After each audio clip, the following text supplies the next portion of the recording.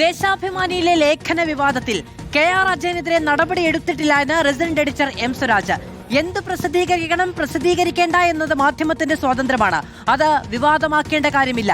VSനെ കുറിച്ചുള്ള കൂടുതൽ ലേഖനം ഉൾപ്പെടുത്തണം എന്നതായിരുന്നു പത്രത്തിന്റെ തീരുമാനമെന്നും എം സ്വരാജ്. വാരാന്ത്യപ്പതിപ്പിന്റെ പ്രസിദ്ധീകരണം വൈകിയത് സാങ്കേതിക കാരണം കൊണ്ടാണ് എന്നും എം സ്വരാജ് ആവർത്തിച്ചു.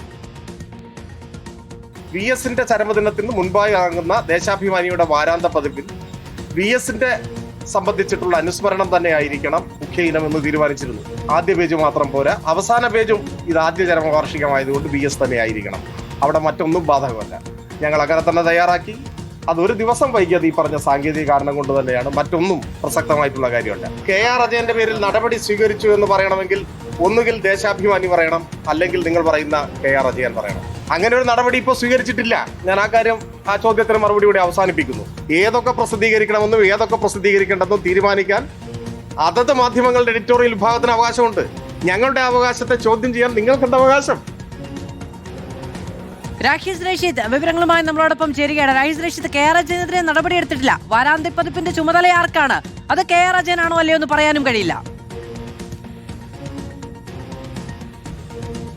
മാധു, അതാണ് നമ്മൾ സാധാരണഗതിയിൽ എം സ്വരാജിനെ കുറിച്ച് പറയുമ്പോൾ പൊതുവായി പറയപ്പെടുന്നത് പറയുന്ന കാര്യത്തിൽ ഒരു കൃത്യതയും വ്യക്തതയും ക്ലാരിറ്റിയും ഉണ്ട് എം സ്വരാജിന്റെ സംസാരത്തിൽ എന്നാണ് പൊതുവായി എല്ലാവരും തന്നെ പറയുന്നത്. രാഷ്ട്രീയ വിമർശകർ പോലും അതങ്ങനെ പറയാറുണ്ട്. പക്ഷേ ഇന്ന് ആ ഒരു വ്യക്തത എം സ്വരാജിന്റെ വാക്കുകളിൽ ഇല്ലായിരുന്നു. M സ്വരാജിനോട് K R. അജയനെതിരെ കള്ളൻ വിജയൻ എന്ന പേരിൽ ഒരു തലക്കെട്ടിൽ ഫീച്ചർ വന്നതിന്റെ പേരിൽ കെ.ആർ. അജയനെതിരെ നടപടിയെടുത്തോ എന്ന ചോദ്യത്തിന് കൃത്യമായ മറുപടി എം സ്വരാജ് നൽകി ഇല്ല എന്നതായിരുന്നു അതിനുത്തരം.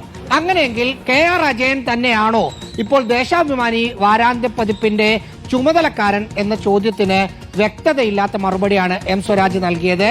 അത് ആഭ്യന്തര കാര്യമാണ്, പുറത്തു പറയേണ്ട കാര്യം ഇല്ല എന്നതായിരുന്നു എം സ്വരാജിന്റെ മറുപടി. അതായത് നമ്മൾ ഇന്നലെയൊക്കെ റിപ്പോർട്ട് ചെയ്തതുപോലെ കെ.ആർ. അജയനെതിരെ കള്ളൻ വിജയൻ എന്ന തലക്കെട്ടിൽ ഒരു ഫീച്ചർ വന്നതിന്റെ പേരിൽ ദേശാഭിമാനി മാനേജ്മെന്റ് നടപടിയെടുത്തിട്ടുണ്ട്. വാരാന്ത്യ പതിപ്പിന്റെ ചുമതലയിൽ നിന്ന് കെ.ആർ. അജയനെ മാറ്റി ടി ചന്ദ്രമോഹനെ അവിടെ നിയമിച്ചിട്ടുമുണ്ട്. ഇതൊരു വസ്തുതയാണ്. പക്ഷേ അത് എം സ്വരാജിന് സമ്മതിക്കാൻ പറ്റില്ല. കാരണം ഈ വിവാദമുണ്ടായ ദിവസം സ്വരാജ് വന്ന് മാധ്യമങ്ങൾക്ക് മുന്നിൽ പറഞ്ഞത് കള്ളൻ വിജയൻ എന്ന പേരിൽ ഒരു ഫീച്ചർ ദേശാഭിമാനിയിൽ ഇല്ലായിരുന്നു.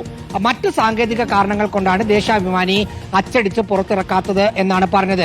അങ്ങനെ പറഞ്ഞതിന് ശേഷമാണ് കള്ളൻ വിജയനെ കുറിച്ച് അത് ഫീച്ചറിൽ വരാനുണ്ടായ സാഹചര്യം ചോദിച്ച കെ.ആർ. അജയനോട് വിശദീകരണം തേടുന്നത്. ഒരു തെറ്റും തന്റെ ഭാഗത്ത് ഉണ്ടായിട്ടില്ല എന്ന് അജയൻ മറുപടി കൊടുക്കുന്നത്. ആ മറുപടി തൃപ്തികരമല്ല എന്ന് പറഞ്ഞ് നടപടിയെടുക്കുന്നത്.